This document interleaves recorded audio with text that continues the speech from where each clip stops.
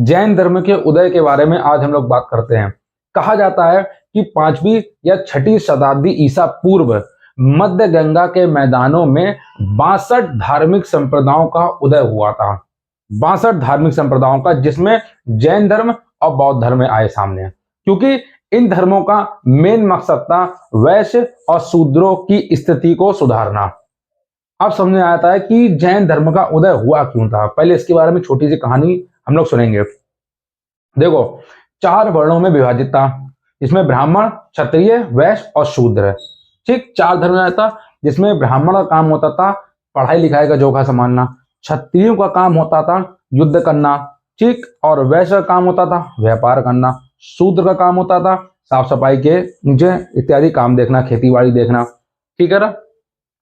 तो इस आधार पे जो क्षत्रिय और ब्राह्मण थे वो वैश्य के ऊपर ही आधारित थे। वैश्य से जो वो कर लेते थे उसी के आधार पर वह अपना जीवन यापन करते थे। ठीक, लेकिन वैश्य इतना ज्यादा उन लोगों को कर देते थे, फिर भी उनकी स्थिति बेहतर नहीं थी। सेठी कहा जाता था, सेठी, व्यापारियों को सेठी कहा जाता था। वैश्य इतना ज्यादा कर देने के बाद भी, इतना ज्यादा आर्थिक सहयोग देने के बाद भी वैश्यों की स्थिति में सुधार नहीं हुआ था उस समय पे, ना कि शूद्रों की स्थिति में सुधार हुआ था। और इन दोनों के बारे में कोई भी लिखित प्रमाण हमें मिले नहीं जहां पर इनके बारे में बताया जाए कि इनकी स्थिति बेहतर थी, या इनके बारे में बताया जाए कि इन्होंने कितना संघर्ष किया। इनके संघर्ष के बारे में भी हमें नहीं बताया जाता था। ठीक है ना। तो इस आधार पर जब वैश्यों और शूद्रों की स्थिति काफी हद तक खत्म हो गई और क्षत्रिय और ब्राह्मणों की स्थिति सुधर रही थी खाली, ठीक, तो क्षत्रियों ने ब्राह्मणों का विरोध किया वैश्यों की स्थिति सुधारने के लिए कि भाई इतना भी अत्याचार ना करो, ये लोग हमें कर दे रहे हैं, ये लोग हमें ब्याज दे रहे हैं, उससे हमारा जीवन यापन चल रहा है, इतनी स्थिति इनकी बेकार ना करो। क्योंकि सबको पता है कि नीचे कास्ट को पहले पुराण पढ़ने की अनुमति नहीं थी, वेद पढ़ने की अनुमति नहीं थी, इसीलिए क्षत्रियों ने इसका विरोध किया। तो विरोध करते करते जब गौतम बुद्ध और भगवान महावीर का एक वर्चस्व सामने आया, तो कहा जाता है कि गौतम बुद्ध और भगवान महावीर क्षत्रिय कबीले के थे। अब क्षत्रिय कबीले होने के कारण इन लोगों ने वैश्यों और शूद्रों की स्थिति को थोड़ा बेहतर बनाया। पहला कारण तो यह बताया जाता है कि जैन धर्म का उदय क्यों हुआ, इतनी बात समझ में आ गई। दूसरा कारण यह बताया जाता है कि मध्य गंगा के मैदानों का जो हिस्सा था वो काफी हद तक पहले तो राज्यों में था नहीं, यानी कि आप समझ में आ रहा है कि मध्य गंगा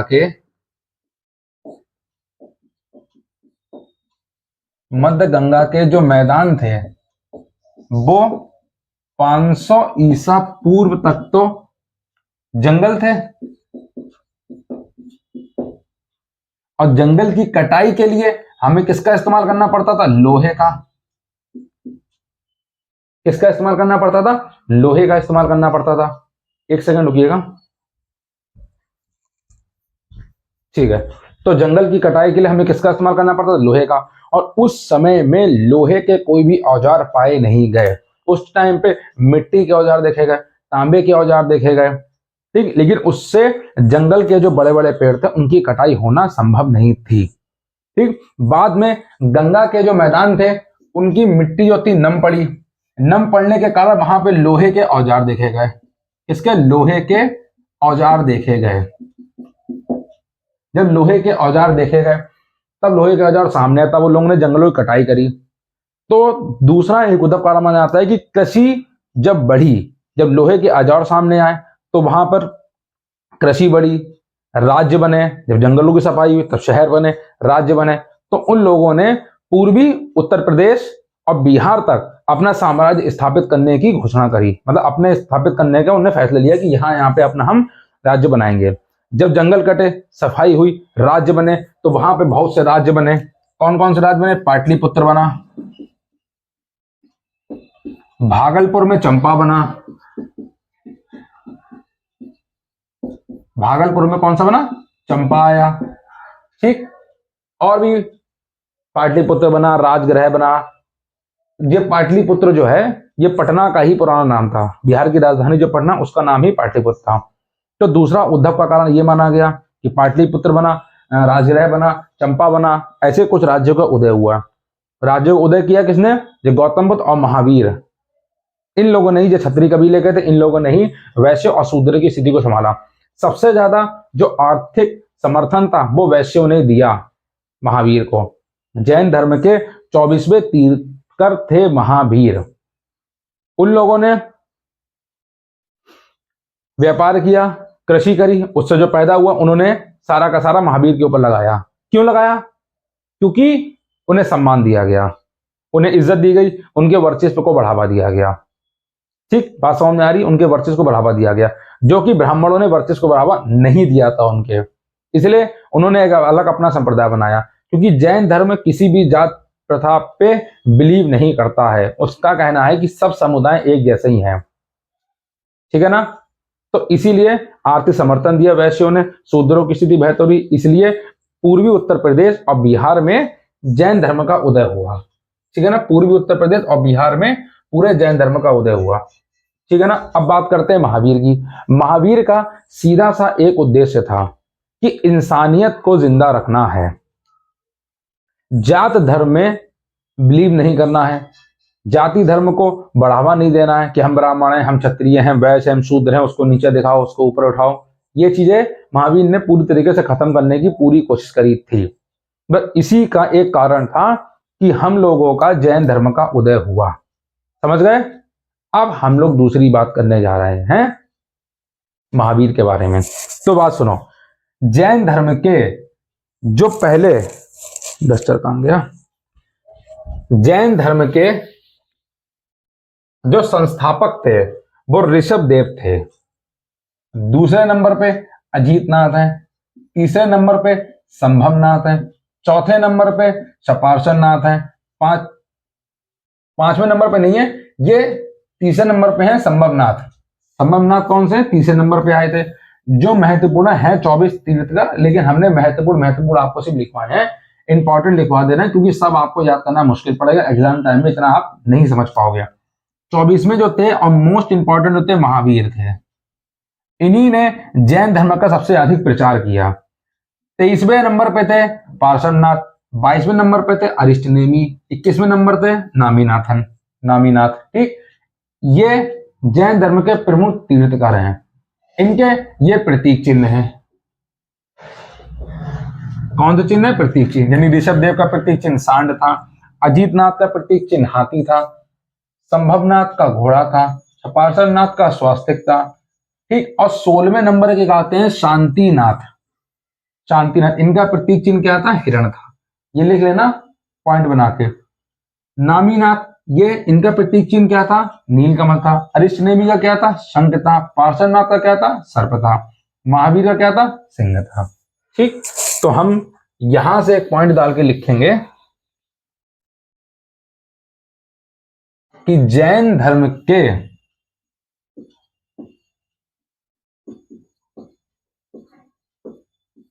प्रथम तीर्थकर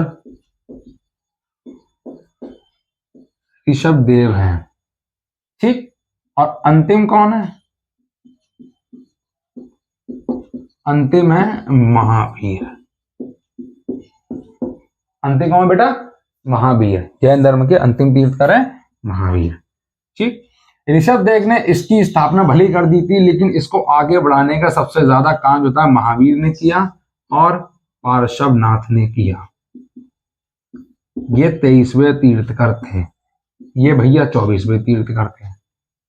ठीक है, इनको आगे बढ़ाने का जो काम था जैन धर्म को, वो महावीर ने और पार्श्वनाथ ने ही किया था। अगली हेडिंग डालते हैं पार्श्वनाथ। वीडियो को पॉज करके आप लोग नोट डाउन कर लेना।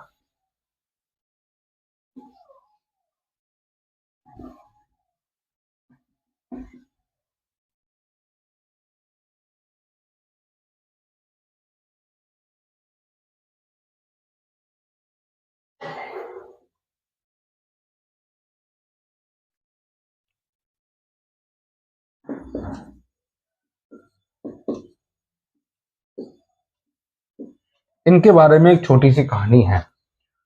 पार्श्वनाथ कौन थे? कहाँ के रहने वाले थे? तो सबसे महत्वपूर्ण कारण है कि पार्श्वनाथ जो है ये बनारस के रहने वाले थे। कहाँ के रहने वाले थे? बनारस के रहने वाले थे, और एक शाही परिवार से थे, एक राजघराने के परिवार से थे पार्श्वनाथ। कुछ समय बाद इनका राजघराने से मोह वंचित हो गया, इन्होंने राजघराना त्याग दिया अपने जीवन से, और ये सन्यासी का जीवन जीने लगे। सन्यास का जीवन जीने लगे। किसका जीवन लगे? सन्यास के जीवन लगे। ये जो थे इक्ष्वाकु राजा अश्व सेन के पुत्र थे, राजा के पुत्र थे। राजा के पुत्र के होने के बाद भी इन्होंने अपने जीवन त्याग दिया और चले गए जंगलों में रहने के लिए। और हम और आप लोग राजा की जिंदगी जीने के लिए, राजा के परिवार में पैदा होने के लिए दिन भर कल्पनाएं करते हैं कि राजा के परिवार में पैदा हो जाते, यहां पैदा हो जाते, वहां पैदा हो जाते। समझ रहे हो?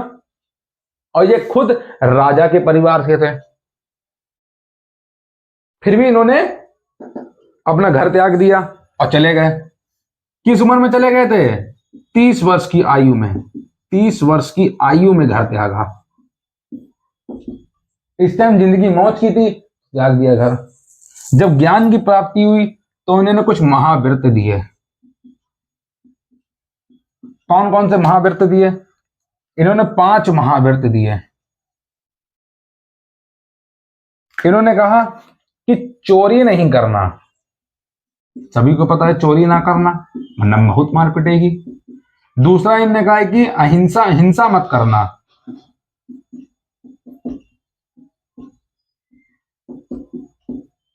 दूसरा कह रहे हैं हिंसा मत करना। तीसरा कह रहे हैं कि संपत्ति मत रखना अपने पास।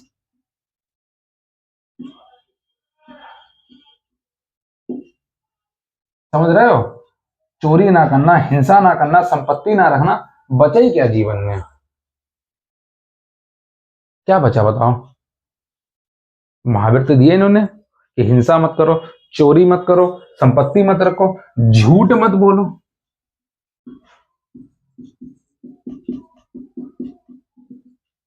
क्या कहा इन्होंने? झूठ ही मत बोलना। समझ गए? अपरिग्रह कहा कि सब कुछ त्याग दो। इनका उद्देश्य था कि वस्त्र जो पहने जाएंगे वो सिर्फ ऊपर के और नीचे के पहने जाएंगे बस। इन्होंने बताया कि वस्त्र पहने जाएंगे, सिर्फ ऊपर से अपने आप को ढांक लो और नीचे से अपने आप को ढांक लो। वस्त्र पहनने की विधि को पार्श्वनाथ ने बताया था। समझ गए? वस्त्र पहनने की विधि बताई थी। वही महावीर ने वस्त्र पहनने को मना कर दिया था। इसके बाद महावीर के बारे में बताएंगे। महावीर ने वस्त्र पहनने को मना कर दिया था। ठीक है ना? आओ देखते हैं।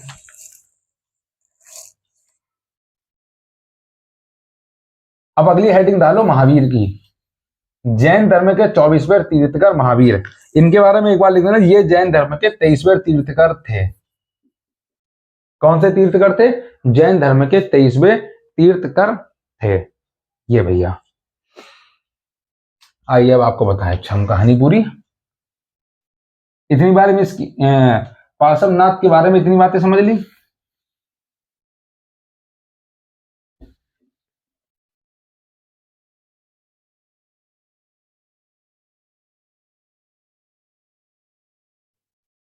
महावीर, अब समझो इनके बारे में। सबसे महत्वपूर्ण जैन धर्म को आगे बढ़ाने वाले भगवान महावीर ही थे। इन्होंने ही जैन धर्म को सबसे आगे बढ़ाया था। इस बात को बहुत अच्छे समझ लो। जैन धर्म के पहला पॉइंट लिखेंगे इनके बारे में कि जैन धर्म के 24वें तीर्थकर थे ये। नंबर दूसरा लिखिए, इनका जन्म जो है कोई निर्धारित नहीं है। गौतम बुद्ध का और महावीर का जो जन्म है निर्धारित नहीं है इतना। ठीक है ना? फिर भी कहा जाता है कि 540 ईसा पूर्व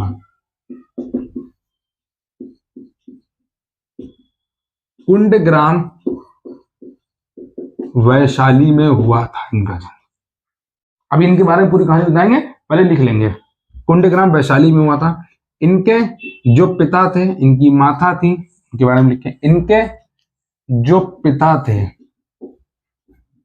उनका नाम सिद्धार्थ था। ये ज्ञातक कुल के सरदार थे। इनकी माता त्रिशला जे लिच्छवी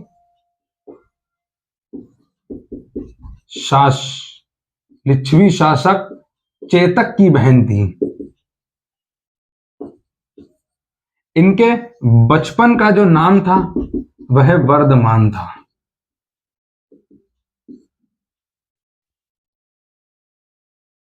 क्या नाम था इनके बचपन का नाम? इनके बचपन का नाम वर्धमान था।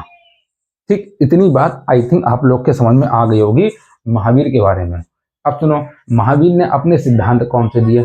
जब महावीर स्वामी ने अपने जैन धर्म के उदय के बारे में बताया, उसका प्रचार किया, तब इनका एक ही उद्देश्य था कि जैन धर्म में उन्हीं अनुयायियों का प्रवेश होगा जो सोना, चांदी और वस्त्र को त्यागने से मना कर दें, उसका त्याग कर दें। जैन धर्म के अनुयायियों को, जैन भिक्षुओं को वस्त्र पहनने की अनुमति नहीं थी, सोना पहनने की अनुमति नहीं थी, चांदी पहनने की अनुमति नहीं थी, संपत्ति रखने की अनुमति नहीं थी।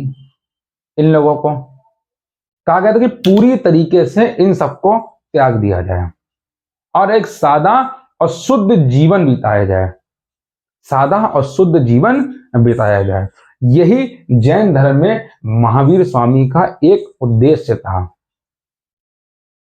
अब इन्होंने ऐसा कहा क्यों? सादा जीवन बिताने का कि देखिए, अब अमीर इंसान है, वो हाई क्वालिटी कपड़े पहनता है आज के टाइम पे, ठीक, रिलैक्सो का जूता पहनेगा बढ़िया। गरीब आदमी है, वो 500 जूता पहनेगा। तो उस गरीबी और अमीरी का भेदभाव ना हो सके, इसीलिए उन्होंने कहा कि सब के सब अंग वस्त्र त्याग देंगे, नंगे रहेंगे, सबके सब नंगे रहेंगे, तो पहचान ही नहीं पाए कौन अमीर है कौन गरीब है। इसीलिए तो आज भी विद्यालय में ड्रेस रखी जाती है। अगर ड्रेस ना हो तो गरीब आदमी डेली एक कपड़ा पहन के आएगा और अमीर आदमी डेली बदल के आएगा। अमीर आदमी महंगे से महंगा कपड़ा पहन के आएगा, गरीब आदमी सस्ता कपड़ा पहन के आएगा। इसीलिए आज भी विद्यालयों में ड्रेस बनाई गई कि सब एक समान रहें, और यही महावीर स्वामी का उद्देश्य था कि सब एक समान रहें और वस्त्र त्याग दें अपने। पहला उनका उद्देश्य था, समझ गए। ऊपर से ये राजगृह परिवार के थे। इनकी जो माता थी वो लिच्छवी शासक चेतक की बहन थी, शासक की बहन थी, तो वैसे ही राजगृह परिवार से रहे, शुद्ध जीवन था। ठीक, अब देखिए, इनकी पत्नी का नाम यशोदा था। क्या नाम था? यशोदा। इनकी एक पुत्री भी थी,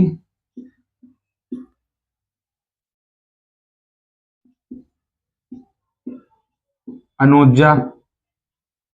एक पुत्री भी थी अनुजा, जिसका इन्होंने विवाह किया। किससे विवाह किया? जामिल से विवाह किया, ठीक है ना।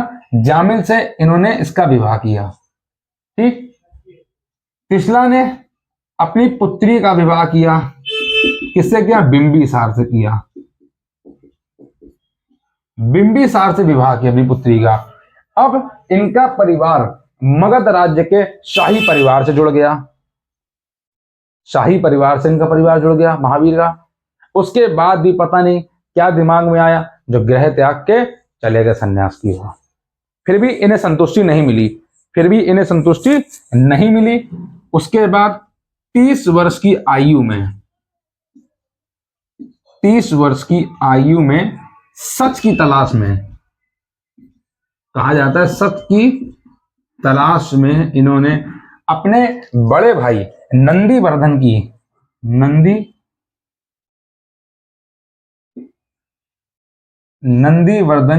की आज्ञा से अपने बीवी बच्चों को छोड़कर चले गए। 30 साल की आयु में बीवी बच्चों को छोड़कर जे चले गए, अपने भाई की अनुमति ली, बोले भाई हम अपना जीवन नहीं जीना चाहते हैं, हम सच की तलाश में अब जाना चाहते हैं, हमें घर परिवार जीवन नहीं चाहिए। बोले अरे भाई राजा के परिवार जुड़ गए, अब तो हम लोग के पास पैसे कमी है क्या, जीवन जियो, मौज करो, आराम करो। बोले नहीं, हमें जीवन नहीं जीना, हमें कुछ चाहिए ही नहीं, हमें वस्त्र भी नहीं पहनने हैं। 12 साल की कठोर तपस्या करी, कहा जाता है 12 वर्ष का इनका संघर्ष था। आप भी कंपटीशन की तैयारी कर रहे हो तो आप ये सोचते हो कि 1 साल तैयारी करेंगे, नहीं हुआ सिलेक्शन तो कुछ और देख लेंगे, 2 साल तैयारी करेंगे, नहीं हुआ सिलेक्शन तो क्यों तीसरा देख लेंगे। इन्होंने 12 साल तपस्या करी सच की तलाश में कि हमें ज्ञान की प्राप्ति हो जाए। फिर भी कहा जाता है कि एक गांव में 1 दिन से अधिक नहीं रुकते थे, एक शहर में 5 दिन से अधिक नहीं रुकते थे, सिर्फ इतना भोजन ग्रहण करते थे जिससे इनकी आत्मा संतुष्ट रहे और इन्हें जिंदगी मिल जाए। बस जिंदगी जीना था इन्हें कि इतना भोजन मिले कि हम बस जीवित रहें। और यही इन्होंने उपदेश दिया कि हमारे जो अनुयायी हैं वो अनुयायी तब बन सकते हैं वो सिर्फ भोजन पर आधारित रहेंगे और उतना ही भोजन खाएंगे जिससे वो जीवित रह सकें। इसके अलावा ना अन्य भोजन रखेंगे, ना अन्य भोजन खाएंगे। अगर अन्य भोजन बच गया है तो वो किसी गरीब को बांट दो, उसी टाइम किसी और को दे दो, आपको जरूरत नहीं है। हम लोग क्या करते हैं आज के टाइम पे, ढेर सारा भोजन खा रहे हैं, बर्गर खा रहे हैं, पिज्जा खा रहे हैं, डोसा खा रहे हैं, फिर पेट नहीं भर रहा है, कल फिर मुर्गा बना खा रहे हैं, फिर से पनीर खा रहे हैं। तो ये क्या है ना, ये सब मन की धारणा है। इसी को त्यागने का काम भगवान महावीर ने किया, समझ गए, इसी को त्यागने का काम भगवान महावीर ने किया। 12 वर्ष की कठोर तपस्या करी, रफ कर दे रहे हैं, 12 वर्ष की कठोर तपस्या करी, नदी ऊपर का रफ कर दे रहे हैं क्योंकि जगह कम है।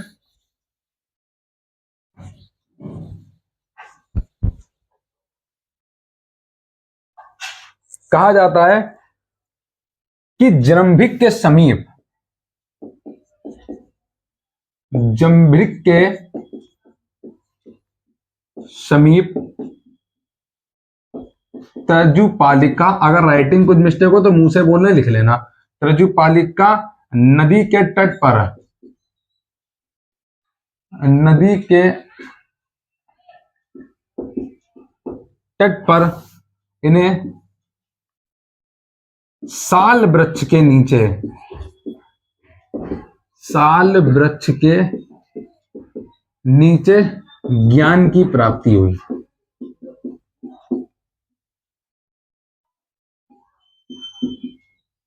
बारह साल की कठोर तपस्या करी, जंगलों में घूमते रहे, भीख मांगते रहे दूसरे से, फिर भी जीवन में चैन नहीं मिला इन्हें। बोला हम जा रहे हैं घर छोड़ के, जम्भिक के समीप साल वृक्ष के नीचे 12 साल के बाद इन्हें ज्ञान की प्राप्ति हुई। और इनके जो पहले अनुयायी बने वो इनके दामाद ही थे। पहले अनुयायी कौन बने? इनके दामाद जामिल इनके पहले अनुयायी बने। एक बार रुकिए जरा, ठीक है। तो इनके पहले जो हम वीडियो देख रहे थे, चल रही है कि स्टॉप तो धोखे से नहीं हो गई, एक तो स्पीकर यहां लगा दिख नहीं रहा, ठीक है ना। इनके पहले जो थे वो कौन बने? दामाद इनके जामिल बने। जो पहले पुरुष थे, जो पुरुष अनुयायी बने थे वो दामाद जामिल ने, और जो महिला अनुयायी इनकी बनी थी वो चंपा बनी। कौन बनी? इनकी महिला अनुयायी जो बनी थी वो चंपा बनी। ये चंपा कौन थी? ये नरेश दधिवाहन की पुत्री थी। राजा नरेश दधिवाहन की पुत्री थी चंपा, वो इनकी प्रथम अनुयायी बनी।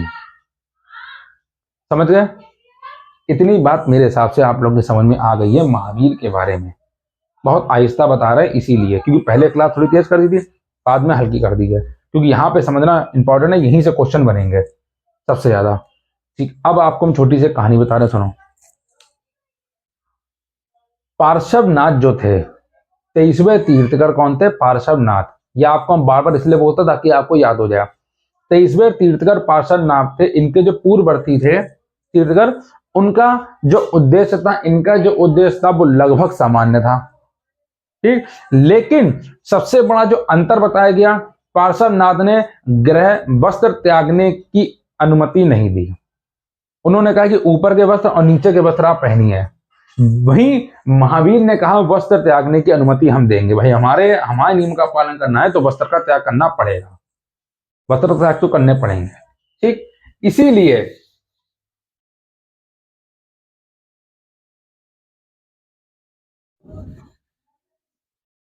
इसीलिए जैन धर्म दो भागों में विभक्त हो गया।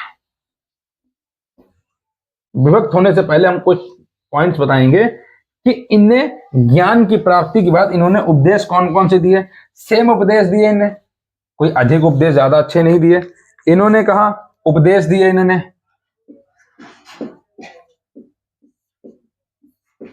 इन्होंने उपदेश दिए। इन्होंने कहा कि चोरी मत करो, ठीक, हिंसा मत करो, संपत्ति भी मत रखो, ठीक। और इन्होंने कहा संपत्ति मत रखो, चोरी मत करो, हिंसा मत करो, झूठ मत बोलो, और पांचवा इन्होंने कहा है कि ब्रह्मचर्य का पालन करो, ब्रह्मचर्य का पालन करो। कुछ सिद्धांतों के मुताबिक कहा जाता है कि इन्होंने महावीर ने सिर्फ पांचवा उद्देश्य ही दिया है, बाकी चार उपदेश इन्होंने अपने पूर्ववर्ती से लिए हैं, पूर्ववर्ती गुरुओं से लिए हैं। सही बात है, पार्श्वनाथ ने सेम उद्देश्य दिए थे, महावीर ने भी सेम दिए, तो बाकी जो थे उन्होंने अपने पूर्ववर्ती गुरुओं से लिए हैं, सिर्फ पांचवा उद्देश्य ही इन्होंने दिया है भगवान महावीर ने।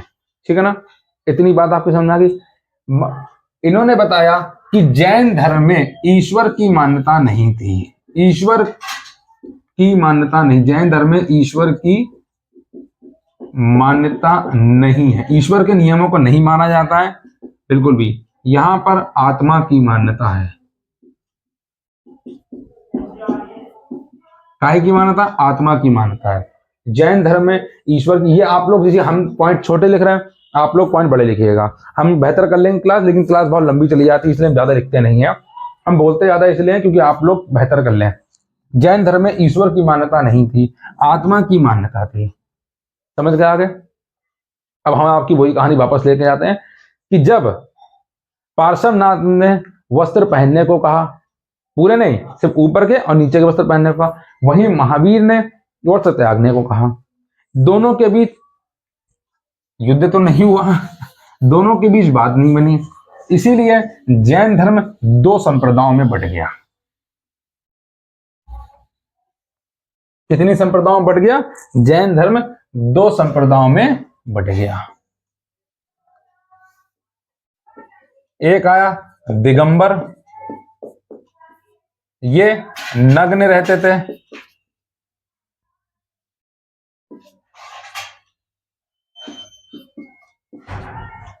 दूसरे आए श्वेतांबर, ये वस्त्र वाले थे। कहा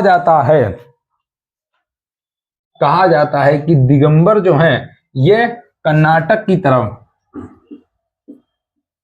इन्होंने जैन धर्म का प्रचार किया, और श्वेतांबर जो थे इन्होंने मगध की तरफ जैन धर्म का प्रचार किया। इन्होंने कर्नाटक की तरफ किया और इन्होंने मगध की तरफ का प्रचार किया।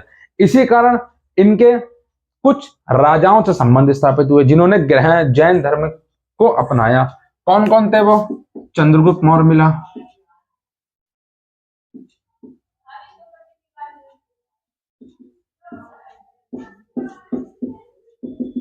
ठीक, उदयन मिला, ठीक है ना, चंदेल शासक मिले इन्हें, इन्होंने जैन धर्म को स्वीकार कर लिया, ठीक है ना। खारवेल राजा मिले, राजा खारवेल मिले,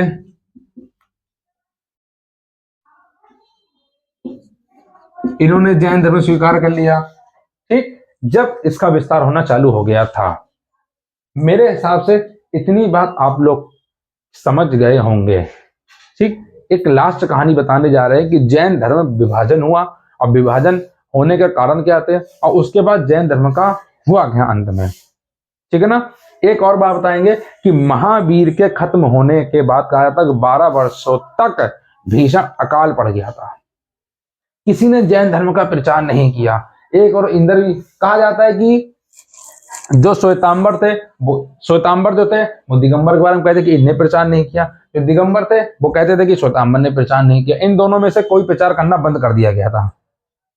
ये लोग अपने अपने जीवन की ओर चले गए थे। भाई जब मगध की ओर चले गए इन्हें राजगृह मिल गया, राज दरबार मिल गया, भाई जी राजा के जीवन ही लगे उन्होंने कहा अरे अब कौन प्रचार करे भैया, कौन वस्त्र त्यागे, कौन पूजा पाठ करे, कौन जो चीजें करे, आराम से खाओ, अंगूर खाओ, सेब खाओ, मस्ती से जियो, ठीक है ना। बात समझ में आ रही है। आओ इसके बारे में थोड़ी सी बात करते हैं, समझते हैं। जैन धर्म का प्रचार कैसे हुआ कहा जाता है। देखो जैन धर्म ने जो अपनी एक वर्ण व्यवस्था बनाई थी वो ऐसी एक वर्ण व्यवस्था बनाई थी जो महिला और पुरुष दोनों पढ़ सकें, ठीक है ना। इन्होंने जो अपनी भाषा लिखी थी, जैन धर्म ने जो अपनी एक भाषा लिखी थी वो प्राकृत भाषा लिखी थी, ठीक। कहा जाता है कि इनके जो अनुयायी थे वो 14,000 अनुयायी थे।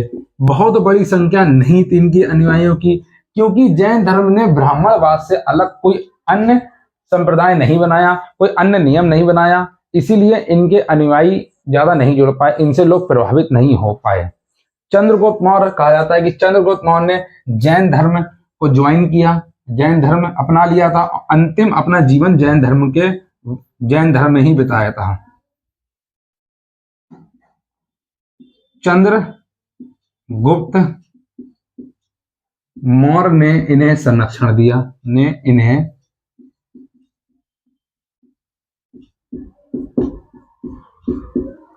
चंद्रगुप्त मौर्य ने इन्हें संरक्षण दिया, जैन धर्म को अपना लिया था, लेकिन फिर भी बहुत से राजाओं का इन्हें संरक्षण नहीं प्राप्त था। कलिंग के राजा खारवेल जिन्होंने मगध राज्य को हराया था, ठीक, उनका इन्हें संरक्षण प्राप्त हुआ आगे जाके, फिर भी ये आगे नहीं बढ़ पाया जैन धर्म, क्योंकि जब 12 वर्षों का 300 ईसा पूर्व के आसपास नियम है कि 300 ईसा पूर्व के पास जब 12 वर्षों का अकाल पड़ गया था तब जैन धर्म 2 संप्रदायों में विभक्त हो गया था, ठीक, भद्रबाहु और स्थूलभद्र, ठीक। भद्रबाहु के अनुयायी को हम लोगों ने दिगंबर कहा और स्थूलभद्र के अनुयायी को हम लोगों ने श्वेतांबर कहा, ठीक। जो भद्रबाहु थे ये कर्नाटक में चले गए थे, कर्नाटक में जैन धर्म का जो प्रचार था वो चंद्रगुप्त मौर्य ने फैलाया, ठीक। एक तो चले गए कर्नाटक, एक चले गए मगध, एक चले गए कर्नाटक, एक चले गए मगध। अब जब मगध में जैन धर्म चला गया तो कहा जाता है कर्नाटक के जैन धर्म के जो थे दिगंबर लोगों ने कहा कि श्वेतांबर लोग आलसी हो गए, इन्होंने जैन धर्म का प्रसार नहीं किया, बल्कि दिगंबर अकाल पड़ने के बाद भी जैन धर्म का प्रचार करते रहे। वहीं श्वेतांबर ने यहां पर ध्यान नहीं दिया, उसका प्रचार नहीं किया। दिगंबर ने इन लोगों के ऊपर आरोप लगाए कि भाई आपने प्रचार नहीं किया। इस सभा को जब आयोजित किया गया, बाद में जब इन लोग की मुलाकात हुई तो ये लोग बड़े खफा थे, इनसे बड़े खफा हुए, तो इन्होंने पाटलिपुत्र में एक सभा रखी कि भाई चलो अच्छा बुलाओ सभा बुलाओ पाटलिपुत्र में बिहार के, और बात करते हैं कि क्यों नहीं बढ़ पाया, आगे बढ़ाते हैं। लेकिन दक्षिण लोगों से आए हुए जो दिगंबर थे, दक्षिण वाले दिगंबर थे, इन्होंने इसका बहिष्कार किया, बोले हम नहीं आएंगे, बोले हम नहीं आएंगे, तुम लोग करो अपना, हम नहीं कर पाएंगे भाई आगे जाकर आगे। बोले नहीं कर पाओगे, बोले नहीं कर पाएंगे भैया। बोले फिर, बोले अपना फैलाना तो फैलाओ। तो इसीलिए फिर जैन धर्म जो बटा तो कहा जाता है जो राजस्थान गया, राजस्थान में से संरक्षण थोड़ा प्राप्त हुआ और अन्य जगह पे से संरक्षण थोड़ा बहुत प्राप्त हुआ, लेकिन राजा ने इन्हें ज्यादा योगदान नहीं दिया। जहां गौतम बुद्ध को, जो गौतम बुद्ध थे उनका जो सिद्धांत था उसमें राजा का समर्थन ज्यादा था, इन लोग को राजा का समर्थन थोड़ा कम था। ठीक है ना, क्यों? इनके नियम थोड़ा अलग थे, राजा को पसंद नहीं आए, ऊपर से ब्राह्मणवाद से मिलते जुलते थे, तभी राजा को पसंद नहीं आया, इसीलिए। समझ गए? तो कलिंग राजा खारवेल ने इनका समर्थन किया, चंद्रगुप्त मौर्य ने समर्थन किया, चंद्रगुप्त मौर्य ने बल्कि अंतिम समय जो है चंद्रगुप्त मौर्य ने इनके संग ही बिताया। समझ में आ गया? तो इसी का ये कारण था कि जैन धर्म जो है बटा, और फिर बढ़ते बढ़ते धीरे धीरे वो खत्म होता चला गया, क्योंकि जैन नियम का एक ही सिद्धांत था कि सादा जीवन जीना, लेकिन व्यापारियों को बढ़ोतरी देना। ठीक, लेकिन नहीं, सॉरी, व्यापारियों को बढ़ोतरी देना, व्यापारियों का समर्थन करना। तो व्यापारियों से तो इन्हें लाभ मिला, लेकिन राजाओं को इन्हें समर्थन पूरी तरीके से नहीं मिल पाया, जैन भिक्षुओं को। ठीक है ना, इतनी बात आई थिंक आपके दिमाग में समझ में आ गई होगी थोड़ी सी। बाकी हमने आपको पूरी जैन धर्म के बारे में पढ़ा ही दिया है, आगे पढ़ाने के लिए इसमें कुछ बचा नहीं है, और इसलिए जैन धर्म आगे जाके धीरे धीरे खत्म होता चला गया। लेकिन कहा जाता आज भी जैन धर्म जहां पर था, जहां पे स्थापित था, वहां पे आज भी जैन धर्म की मान्यता थोड़ी बहुत बची है। ठीक, बहुत से शहरों में जैन धर्म आज ही बचा है, लेकिन ज्यादातर उसकी मान्यता खत्म हो गई। अगला हम बौद्ध धर्म के बारे में पढ़ेंगे। यहाँ की क्लास हम आज यहीं फिनिश करते हैं। जय हिंद फ्रेंड्स, वंदे मातरम।